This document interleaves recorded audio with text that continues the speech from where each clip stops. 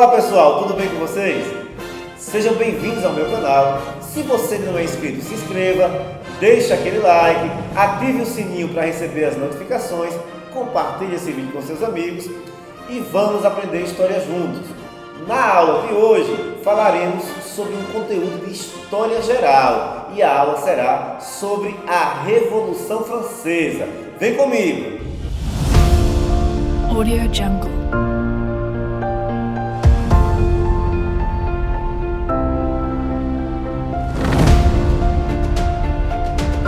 Audio Jungle.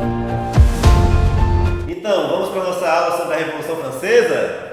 A Revolução Francesa é um marco na história, tanto que é a partir dela que nós temos aí o que chamamos de história contemporânea.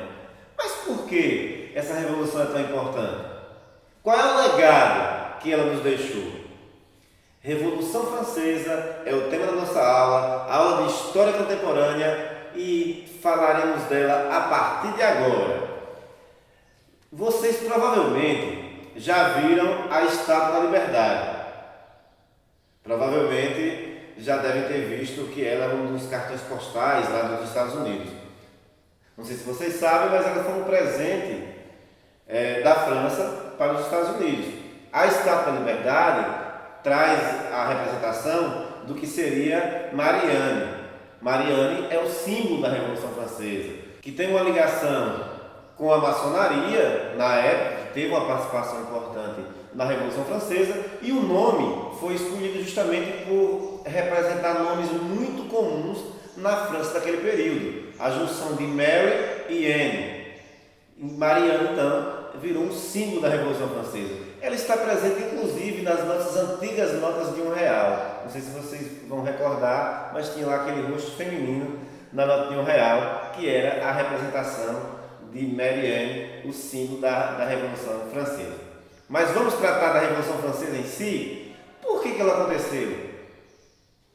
Para compreender a Revolução Francesa, precisamos mergulhar no contexto da França do final do século XVIII. O que era a França no final do século XVIII? Um país com uma dependência agrária muito forte, que dependia de forma majoritária da agricultura para o seu desenvolvimento econômico e que estava ainda sob a égide do chamado Antigo Regime, caracterizado por ser uma monarquia absolutista e que tinha os dogmas religiosos cristãos como influência cultural. Então, a junção de um modelo absolutista, de um poder centralizado na figura do monarca, do rei, com o domínio cultural exercido pela Igreja Católica, caracterizam aí o que nós conhecemos como Antigo Regime, e era justamente o que tínhamos na França naquele período. Então, quando falamos de antecedentes, de contexto histórico da Revolução Francesa, é preciso ter essas questões em mente. E aí eu acrescento um outro elemento, o Iluminismo, que inclusive será tema de uma aula nossa também aqui nesse canal.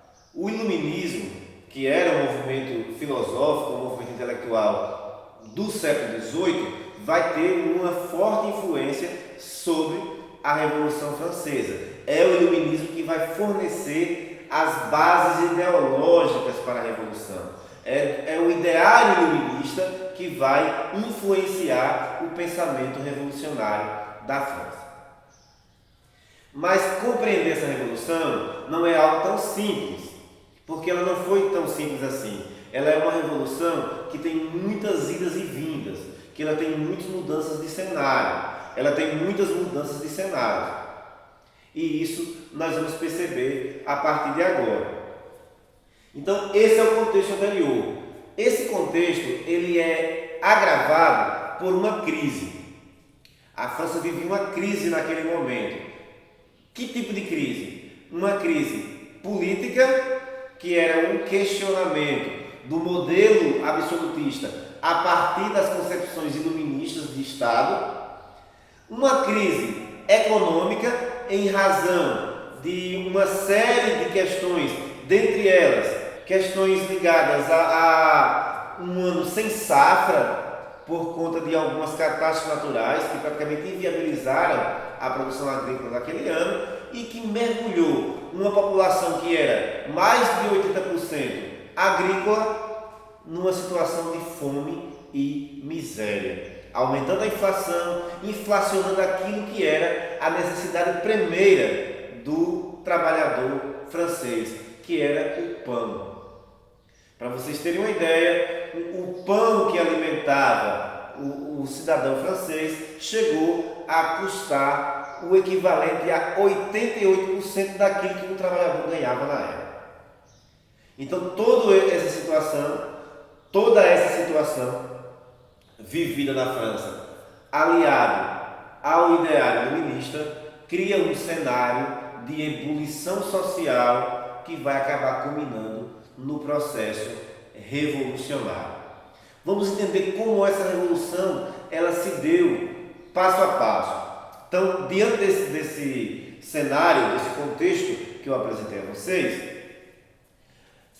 o rei, na época, resolve convocar os Estados Gerais, que era uma assembleia composta por representantes dos 3 estados sociais franceses. E aí é importante nós entendermos quem eram esses estados. O primeiro estado era o clero, segundo estado a nobreza e o terceiro estado, era o mais amplo, era composto pela burguesia, os camponeses e os trabalhadores urbanos, também chamados de sans-culottes. Percebam que a relação social francesa ela era extremamente injusta, desigual, porque existia nessa estrutura social privilégios de nascimento. Então você tinha classes privilegiadas, que era o primeiro e o segundo estado. O primeiro estado, os membros do clero, os membros da Igreja Católica, principalmente do alto clero. O segundo estado era a nobreza, aqueles que faziam parte de uma aristocracia, que nasciam com o sobrenome, chamados na época de sangue azul.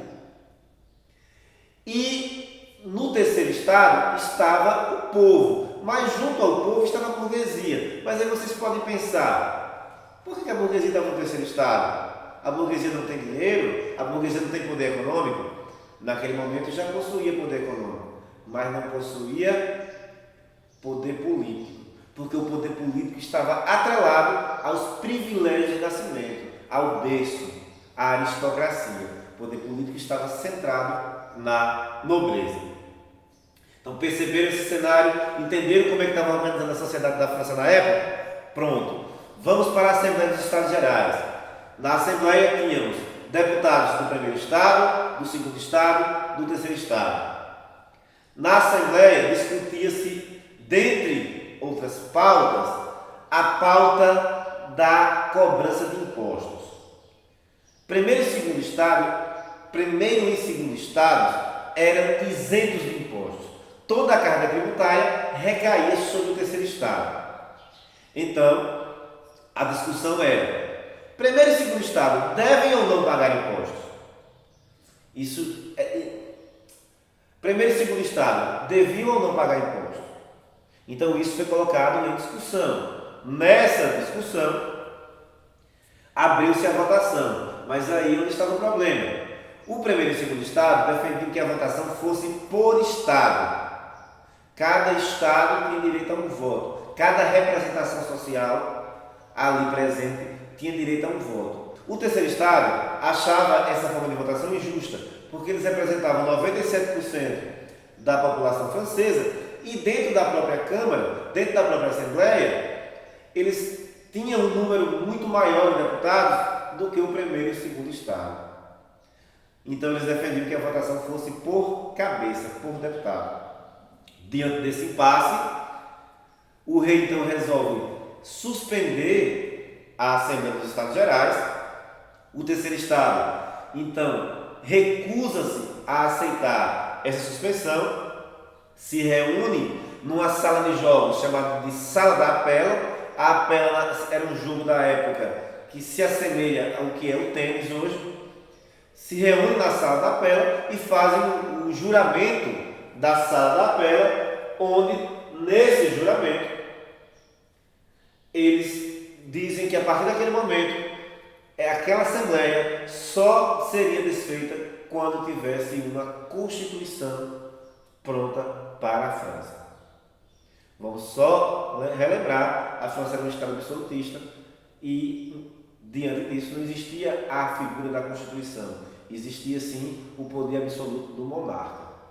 É bom sempre lembrar disso. Então, a partir desse momento, você tem aí o início do processo revolucionário, com a elaboração de uma carta constitucional para a França e, enquanto isso, nas ruas, nos campos, o povo se levanta contra os arbítrios do Estado monarca absolutista. E isso fica claro, principalmente com o símbolo talvez maior do início da Revolução Francesa, que é a tomada da Bastilha, ou a queda da Bastilha. Quando os sans-culottes, mais a Guarda Nacional, financiada pela burguesia, enfrentam o exército do rei e tomam a Bastilha, que era uma prisão política para onde os opositores da monarquia geralmente eram levados. Então a tomada da Bastilha ela é simbólica, porque naquele momento mostrava que o povo já não tinha medo de enfrentar a autoridade do monarca, o autoritarismo do monarca. Então a revolução já tinha ganhado as ruas, mas não só as ruas. A revolução também tinha ganhado o campo, com a eclosão do que ficou conhecido como o Grande Medo, onde camponeses invadiam fazendas de nobres, de aristocratas e, numa ação muitas vezes pautada na violência, assassinava os fazendeiros, os aristocratas e saqueava essas fazendas. Esse episódio ficou conhecido como o Grande Medo. Então estava dada a largada da Revolução Francesa. Era um caminho sem volta. Era uma bala que já havia sido disparada. E o que movia essas pessoas? Qual era o ideal dessa revolução? Liberdade, igualdade, fraternidade. As cores da bandeira da Revolução Francesa. A liberdade é azul, a igualdade é branca, a fraternidade é vermelha. Então partia-se do princípio de que primeiro era preciso conquistar a liberdade. Tendo a liberdade conquistada, era preciso buscar a igualdade e a partir daí então construir uma sociedade fraterna. Esse era o lema que movia a Revolução Francesa. Então, estamos aí com o processo revolucionário em curso. Quais são as próximas etapas? Essa Assembleia Constituinte, ela vai elaborar, antes da Constituição, o que ficou conhecido como Declaração dos Direitos do Homem e do Cidadão. Essa carta, ela vai servir de base, ela vai deixar como legado a inspiração para a formulação de direitos civis e de direito jurídico.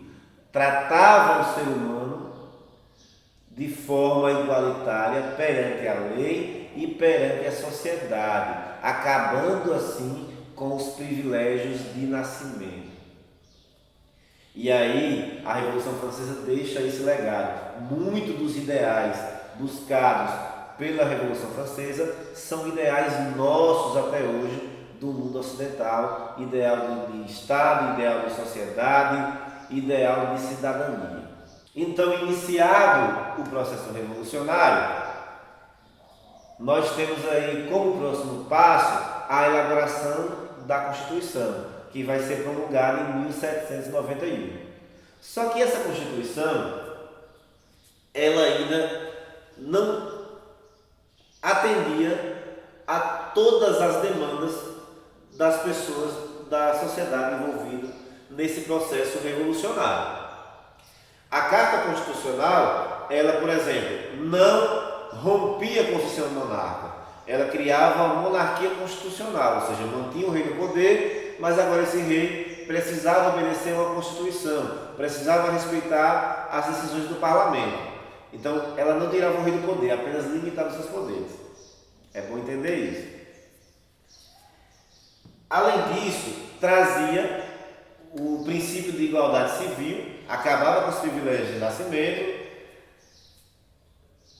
colocava fim no modelo de servidão e confiscava bens da Igreja Católica.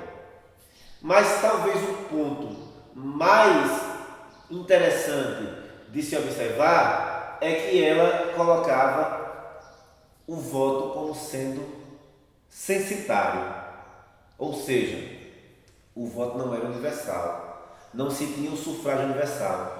O sujeito, para poder votar, precisava ter uma renda mínima. Isso tornava essa Constituição ainda excludente, porque tirava do processo eleitoral, tirava o direito de participar do processo político as camadas populares.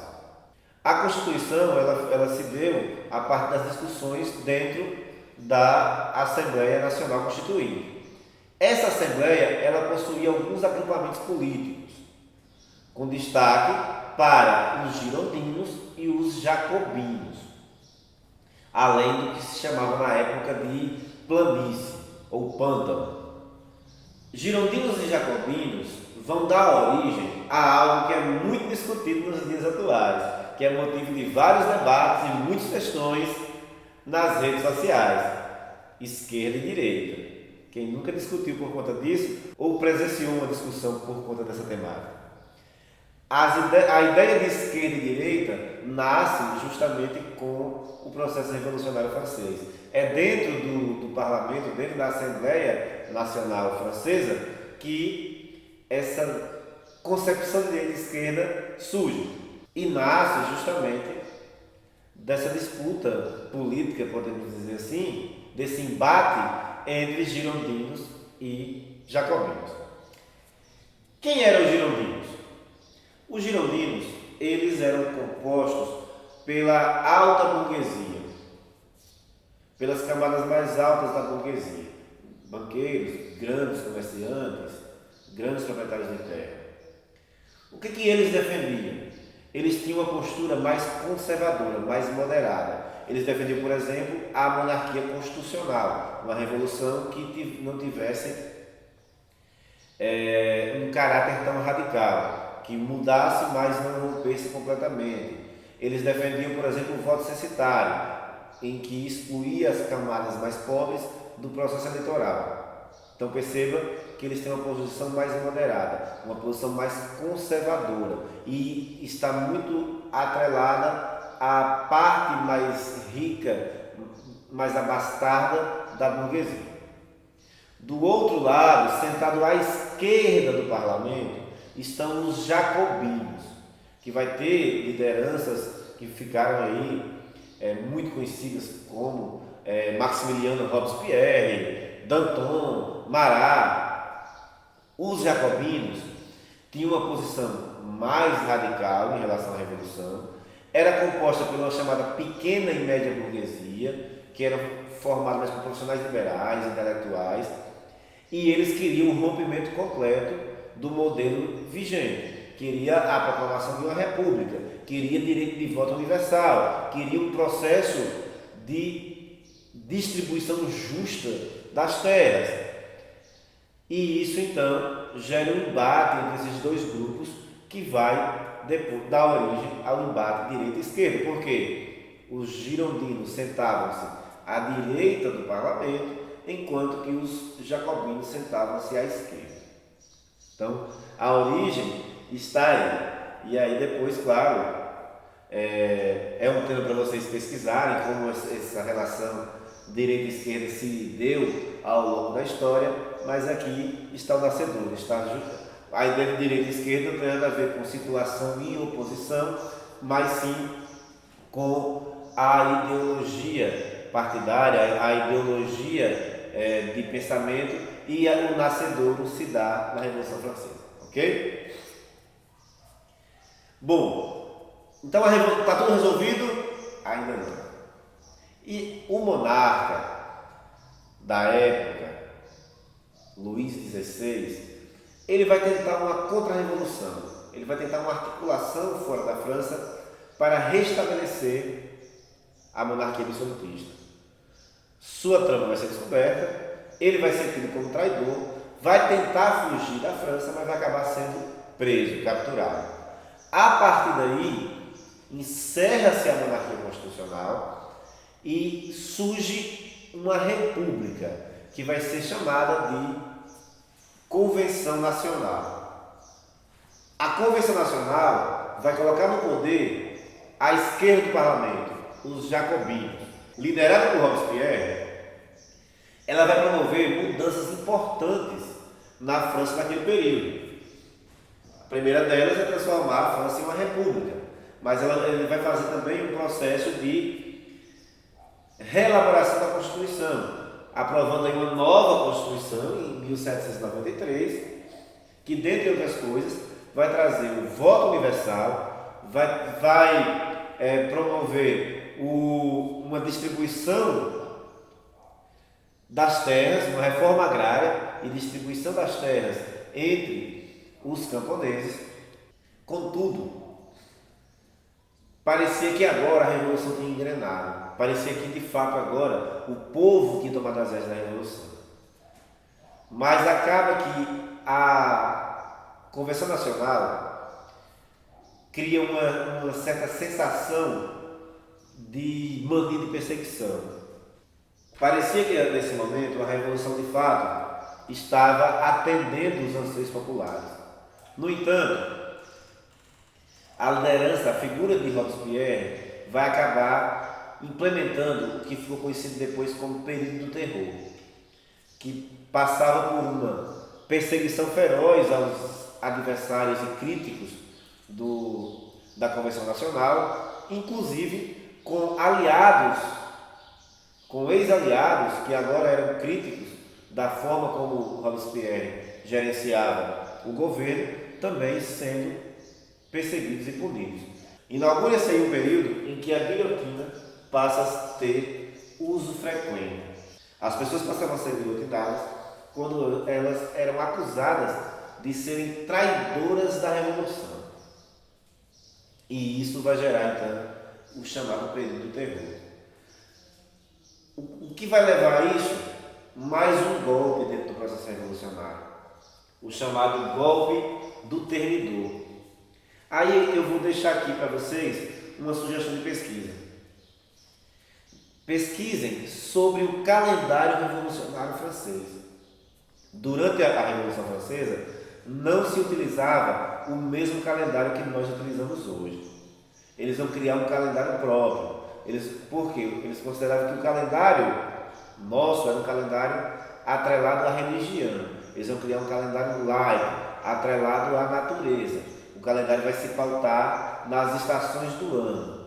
Então você vai ouvir, quando você ouvir falar, por exemplo, em Termidor ou em Brumário, nós estamos nos referindo aí a meses do calendário revolucionário francês. Cabe aí uma pesquisa para vocês, com curiosidade, de entenderem como se organizava o calendário francês, quais eram os seus meses e de que forma ele era organizado por estações do ano. Valeu? Com o golpe do Termidor, Robespierre acaba guilhotinado e ascende ao poder os girondinos, à direita do parlamento. Lembra? Esquerda-direita, à direita do parlamento, então, assume o poder, com o que vai se chamar agora de diretório. E lá vem mais uma nova Constituição. Direito universal ao voto é revogado, retorna o voto censitário. Então você tem aí algumas conquistas sociais são retiradas. O diretório vai ter muitas dificuldades de governar. A França vive um momento ainda de muita tensão social, de muita tensão política e aí uma grave crise econômica pelos vários anos de revolução. Nós vamos lembrar, a revolução começa em 1789 e nós já estamos aqui em 1795. Então, até aí você vai ter um processo extremamente desgastante para a população francesa.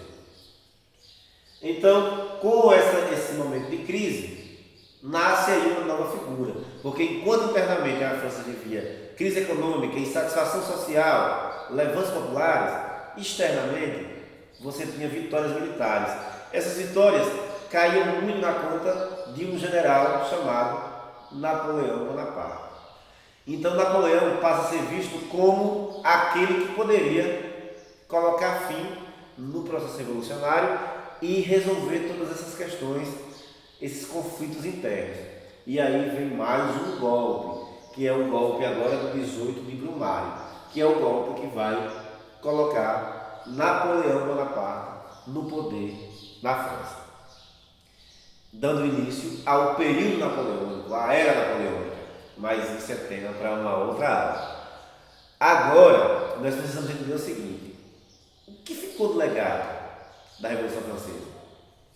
Podemos dizer que o fim do sistema absolutista é um deles, que o modelo francês vai ser replicado em outras partes do mundo. A Revolução Francesa vai influenciar, vai inspirar outros movimentos revolucionários. Os ideais franceses estão presentes na nossa sociedade até hoje. Afinal de contas, você nunca pensou que você quer uma sociedade igual, justa, que as pessoas sejam tratadas de forma igual perante a lei? Isso tudo estava presente na Revolução Francesa. Você nunca pensou em defender a liberdade de expressão? Com certeza sim, também estava na Revolução Francesa. Mas ao fim da Revolução Francesa, a pergunta que cabe é: e o povo? Podemos dizer que, como saldo da Revolução, o povo foi traído, porque os ideais, liberdade, igualdade, fraternidade, eles foram rompidos. A chegada de Napoleão ao poder inicia um novo período na França, mas as camadas populares vão acabar sendo aleijadas, vão acabar sendo privadas de algumas conquistas. A fatia do bolo não vai ser dividida como se esperava. Ok? Então, essa foi uma aula sobre a Revolução Francesa. Espero que vocês tenham curtido, tenham gostado, tenham aprendido. Se ainda não é inscrito no canal, se inscreva, deixe aquele like, compartilhe esse vídeo com os amigos e até a próxima. Audio Jungle.